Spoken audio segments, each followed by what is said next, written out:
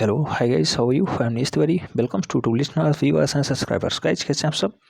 मैं उम्मीद करता हूँ स्वस्थ होंगे, मस्त होंगे, अपनी तैयारी में व्यस्त होंगे। बेटा अगर न्यू ईयर की पार्टी खत्म हो गई हो तो अब आप लोग पढ़ाई पे ध्यान दें, क्योंकि कल हमने एक वीडियो अपलोड किया था टीजीटी पीजीटी आर्ट के लिए। उस पर हमने देखा है बहुत कम व्यूअर्स, उस पर कमेंट्स भी बहुत कम आए, लाइक भी बहुत कम हुआ है। यानी आप लोग टीजीटी पीजीटी की तरफ झुकाव नहीं रखते हैं, यानी लगाव नहीं रखते हैं। तो बेटा प्राविधिक कला करने का कोई मतलब नहीं है।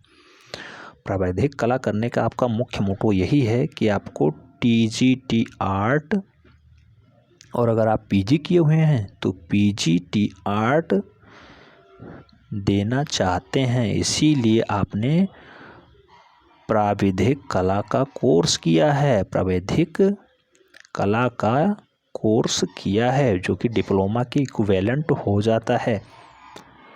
तो प्राविधिक कला करने का मुख्य मोटो यही है कि आप टीजीटी आर्ट में फाइट करें और फाइनली एक योग्य अध्यापक बने।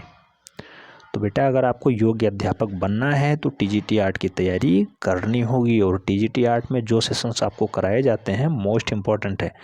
कल वाला जो वीडियो था 3 से 4 प्रश्न आपको देखने को मिलेगा। कोई भी प्रीवियस ईयर का क्वेश्चन उठा लीजिए, कोई भी प्रश्न पत्र आप उठाइए, चाहे 2003 का हो, 1998 का हो, या 2016 का हो, या 2021 का हो, 3 से 4 प्रश्न वहीं से छपे मिलेंगे। क्योंकि कल हमने भीमबेटका, रायगढ़, बांदा, पंचमढ़ी, होशंगाबाद इनसे क्वेश्चंस करवाए, मिर्ज़ापुर हो गया उससे भी क्वेश्चंस करवाए थे। टॉप 65 क्वेश्चंस थे और मोस्ट इम्पोर्टेंट थे। ठीक है, तो उन्हें आप लोग अवश्य देखें, मोस्ट इम्पॉर्टेंट है। प्राविधिक करने से कुछ नहीं होता है, करने के बाद आपका जो लक्ष्य है वो फाइनली टीजीटी आर्ट है। इसलिए टीजीटी आर्ट पे फोकस करिए। वैकेंसी कभी भी आ जाएगी, वैकेंसी आने के बाद आपको एक्स्ट्रा टाइम नहीं मिलता है। आप सब जानते हैं 31 अक्टूबर हाई कोर्ट का निर्देश था, पेपर भी कई जगह लीक हुए थे, लेकिन 31 अक्टूबर को फाइनली जो है ज्वाइनिंग करा दी गई थी टीजीटी आर्ट की और पीजीटी आर्ट की। अब जानते हैं पीजीटी में अभी भी इंटरव्यू चल रहा है और पीजीटी का इंटरव्यू भी 31 अक्टूबर से पहले पहले करा दिया गया था। फाइनली ज्वाइनिंग सब लोग पा गए हैं, 2-2 महीने का वेतन सभी का आ गया है। ठीक है, डीबीपीएसटी होने के बाद। तो हल्के में ना लें, कोई परीक्षा हल्के में नहीं होती है। सिलेबस बहुत लंबा चौड़ा है।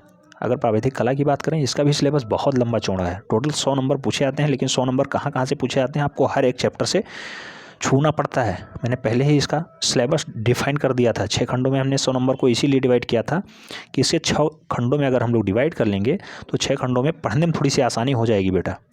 10 number, 12 number, 16 number, 16 number, 16 number, 30 number, ऐसे ही हमने डिवाइड किया था हर एक स्टेप को।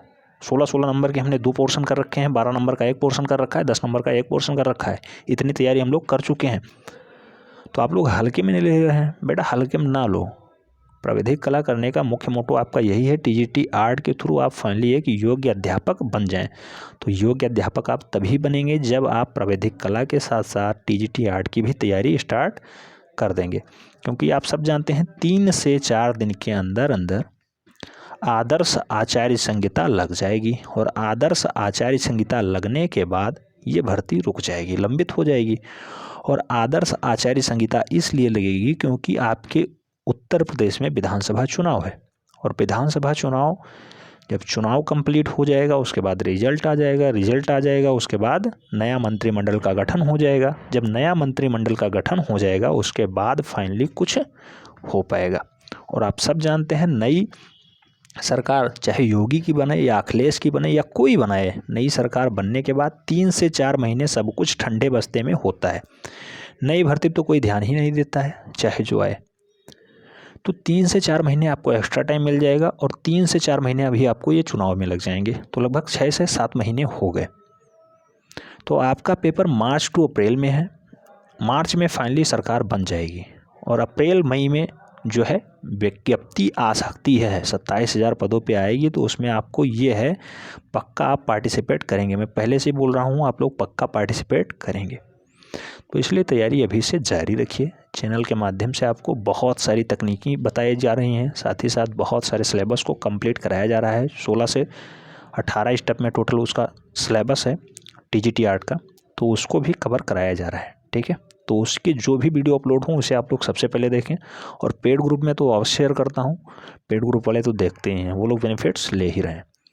आज का ये वीडियो हम लोग प्राविधिक कला पे बात करने वाले हैं। प्राविधिक कला में सेक्शन डी के लिए है, और सेक्शन डी एक प्रश्न पूछता है, 16 अंक का होता है, 8-8 अंक डिवाइड होते हैं। 8 अंक आप फिगर ड्रा कर दीजिए, 8 अंक आप रचना विधि लिख दीजिए, हो गया। मोस्ट इम्पोर्टेंट क्वेश्चन है और इसे हम लोग आज सॉल्व करेंगे। क्वेश्चन नंबर 10 कह रहा है 5 सेंटीमीटर भुजा का एक घन बनाइए और घन में अनुविच्छेद में उच्ছেद खींच दीजिए। अगले स्टेप पे कह रहा है एक फलक क्षैतिज समतल पे 40 डिग्री कोण के साथ खड़ा हुआ है। आराम से आप बना सकते हैं। कह रहा है एक 5 सेंटीमीटर, अब घन होगा तो प्रत्येक भुजा 5-5 सेंटीमीटर होगी बेटा, 5 सेंटीमीटर हो गया। उसके बाद कह रहा है एक फलक जो है क्षैतिज समतल, क्षैतिज समतल माने बराबर वाली रेखा, इसके समानांतर पे ये घन जो है ये इस टाइप से 40 डिग्री पे झुका हुआ है, इस टाइप से खड़ा है, ये कोण 40 डिग्री है, बना सकते हैं। फिर ये जो 40 डिग्री पे झुका हुआ है इसी का उच्छेद एवं अनुविच्छेद खींच देना है, खींच देंगे, कोई दिक्कत नहीं है, आराम से सॉल्व कर सकते हैं। जो जो स्टेप कहा गया है वही करना है, आपको अपने साइड से कुछ भी नहीं जोड़ना है, ठीक है। आइए देखते हैं।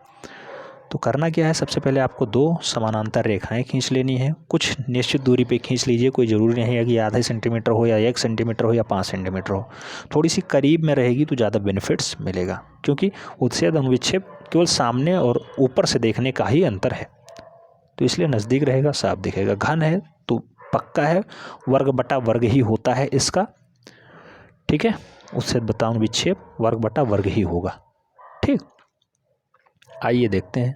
सबसे पहले आपने एक रेखा खींची जिसका नामकरण कर दीजिए AB, इसका नामकरण कर दीजिए CD। AB रेखा जो है ये क्षैतिज समतल है और जो CD रेखा है ये ऊर्ध्वाधर समतल है। अब जो AB रेखा है उसी पे कह रहा है क्षैतिज समतल पे 40 डिग्री कोण के साथ, ये हो गया आपका 40 डिग्री कोण। कैसे निकालेंगे, तो जो AB रेखा है इस पे चांदा रखिए, चांदा रखने के बाद आप चांदा तो देखना जान ही गए होंगे, चांदा पे इधर से डॉटेड लाइन इस साइड में ऐसे होता है चांदा, तो इस पे प्रत्येक स्टेप पे 10, 20, 30, 40, 50, 60, 70, 80, 90 ऐसे बढ़ता जाता है 180 तक। लास्ट वाला लाइन यहाँ 180 होता है, यहाँ 170 होता है, 160, और इनके बीच बीच में भी 5-6, प्रत्येक खाने के बीच में 10 डॉटेड लाइन होती हैं। आप एग्जैक्ट मान निकाल सकते हैं। अगर ये 37 डिग्री कहता तो आप 37 डिग्री भी चांदे से निकाल सकते थे, ठीक है। तो एक ज्यामितीय बॉक्स होना चाहिए, ज्यामितीय बॉक्स से ही आप सबको सॉल्व कर पाएंगे। पटरे प्रकार पेंसिल से मैं आपको कहूँ कि 37 डिग्री कोण निकालिए, बेटा बहुत माथापच्ची हो जाएगी, आप निकाल भी नहीं पाएंगे, ठीक है। तो इसलिए चांदा रखिए, चांदे से आप डायरेक्ट मान रखिए, फटाक से हो जाएगा। तो इस टाइप से आप कर सकते हैं।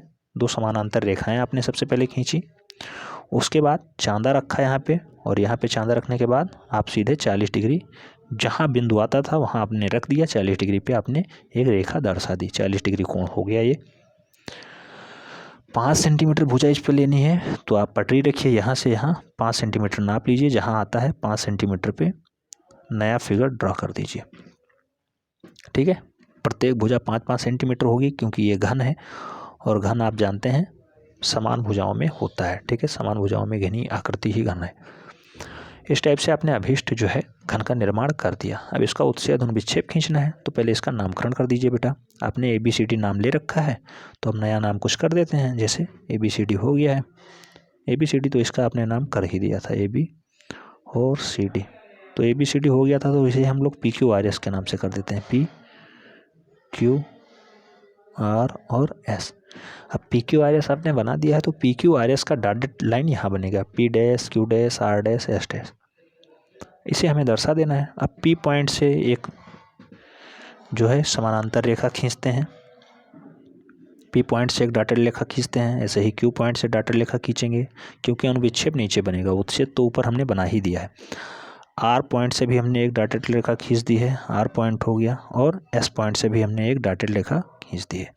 ये आपस में टकराएंगी नहीं, एक समानांतर रेखा होंगी, सीधी रेखा में होंगी, ठीक है। तो ये जरूर ध्यान रखना है। ये फिगर हमने पटरी प्रकार से नहीं बनाया है, इसलिए थोड़ा सा दिखने में भद्दा लग रहा है, लेकिन आप लोग जब पटरी प्रकार से बनाएंगे आराम से हो जाएगा, ठीक है।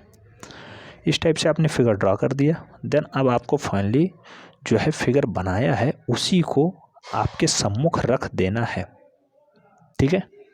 तो फिगर आपने क्या बना दिया, PQRS, और PQRS को नीचे हमें दर्शा देना है। तो P पॉइंट कहाँ पे शिफ्ट होगी बेटा, P पॉइंट आपकी जो है P पॉइंट वो आपका यहाँ शिफ्ट हो जाएगा, इस वाले पॉइंट पे P डैश शिफ्ट हो जाएगा। S डैश आपका कहाँ शिफ्ट होगा, तो S डैश यहाँ तक आया है तो नीचे भी S डैश यहाँ तक शिफ्ट हो जाएगा, S डैश नीचे हो जाएगा।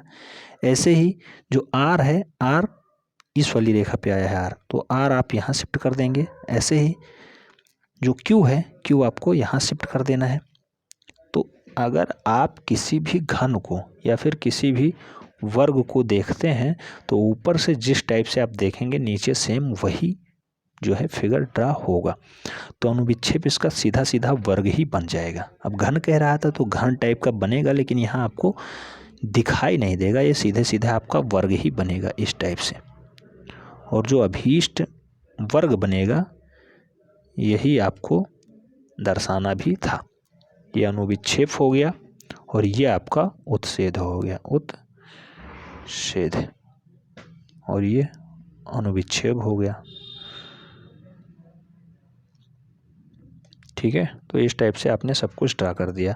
अब प्रत्येक भुजाएं, ये भी 5 सेंटीमीटर ही है, ये भी 5 सेंटीमीटर ही है, ये भी 5 सेंटीमीटर ही है, और ये भी आपका 5 सेंटीमीटर ही है। तो इस टाइप से आपने संपूर्ण जो है वर्ग को नीचे आपने दर्शा दिया है। सॉरी, वर्ग का मतलब यहाँ घन है, घन पे कहा गया था, तो पूरे घन को आपने यहाँ दर्शा दिया है जो कि वर्गाकार आकृति में दिखाई दे रहा है। अब बेटा 3D या 4D यहाँ दिखाया नहीं जा सकता, तो 2D में फिगर बनता है, इसलिए 2D में ही साफ साफ होता है। और इसका कई बार क्वेश्चंस बना है कि घन का अनुविच्छेद बटा उत्च्छेद क्या होता है, तो बेटा वर्ग बटा वर्ग हो जाता है। जो घन होता है इसका उत्च्छेद बटा अनुविच्छेद क्या होता है, तो घन बटा घन हो जाएगा। अगर कोई भी आप घन मान लो ड्रा करिए, ये आपने घन बनाया, देन यही अभीष्ट आकृति घन कहलाती है ना। तो इसे आप किसी भी साइड से देखेंगे, चाहे इस साइड से आप देखेंगे तब भी ये घन ही दिखाई देगा, इस साइड से आप देखेंगे तब भी ये घन है लेकिन ये वर्ग ही दिखाई देगा। अगर आप इस साइड से देखेंगे ये भी वर्ग ही दिखाई देगा, इस साइड से आप देखेंगे फिर भी वर्ग ही दिखाई देगा। इसलिए जब ये 1 नंबर में क्वेश्चन पूछा जाता है कि उत्च्छेद बटा अनुविच्छेद क्या होगा, अगर घन कह रहा है तो घन का हो जाएगा वर्ग बटा वर्ग, वर्ग बटा वर्ग। और अगर वृत्त कहता है या गोला कहता है तो उसका वृत्त बटा वृत्त होता है। अगर यहाँ पे गोला कह देता उत्च्छेद बटा अनुविच्छेद में, गोला का क्या होता है, तो गोला ठोस गेंद होती है और गेंद को आप किसी साइड से देखेंगे तो वो वृत्ताकार ही दिखाई देगी। तो गोला का उत्च्छेद बटा अनुविच्छेद क्या होता है बेटा, वृत्त बटा वृत्त हो जाता है। ठीक है, समझ में आ गया? समझ में आ गया हो तो वीडियो लाइक कर दो, फ्रेंड्स के बीच और शेयर कर दो, और जो जो आपने किया है वही आपको रचना विधि में दर्शा देना है। जैसा कि ये रचना विधि लिखा गया है, लेकिन इसे आसान भाषा में दर्शाने के लिए हमने रचना विधि लिखा। तो सबसे पहले आपने बताया कि हमने क्षैतिज समतल रेखा और ऊर्ध्वाधर समतल रेखाएं खींची जो कि एक दूसरे से समानांतर हैं, जिनका नामकरण AB और CD कर दिया। ठीक है, क्षैतिज समतल रेखा AB और ऊर्ध्वाधर समतल रेखा CD हो गया। उसके बाद क्षैतिज समतल रेखा पे P पॉइंट से, P पॉइंट, Q पॉइंट, कोई पॉइंट मान लीजिए, वहाँ से हमने 40 डिग्री कोण के साथ क्षैतिज समतल रेखा पे हमने समानांतर चांदा रखा। उसके बाद 40 डिग्री कोण के साथ हमें एक पॉइंट मिला जिसका नाम हमने Q कर दिया। P पॉइंट से हमने Q पॉइंट को आपस में मिला दिया, जिनकी दूरियां 5 सेंटीमीटर लेने के बाद हमने एक अभीष्ट घन का निर्माण कर दिया, जिसका नामकरण आप कर दीजिए। उसके बाद अब ये 40 डिग्री कोण तो आपने दर्शा ही दिया था। नेक्स्ट अगला स्टेप आ जाता है अनुविच्छेद पे। अनुविच्छेद पे आप डॉटेड लाइन में सब कुछ दर्शाते हैं। अब ये P, Q, R, S जो कि आपका है उसका डॉटेड लाइन ही नीचे दर्शाया जाता है।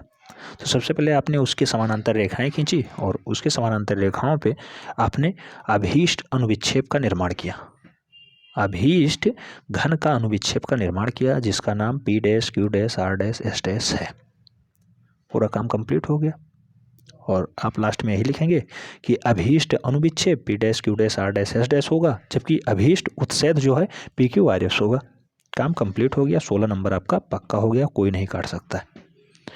तो इतने काम करना है। इसकी प्रैक्टिस अगर आप 3 से 4 बार कर लेते हैं बेटा तो कोई दिक्कत नहीं होने वाली, 100% आपको नंबर मिलेगा।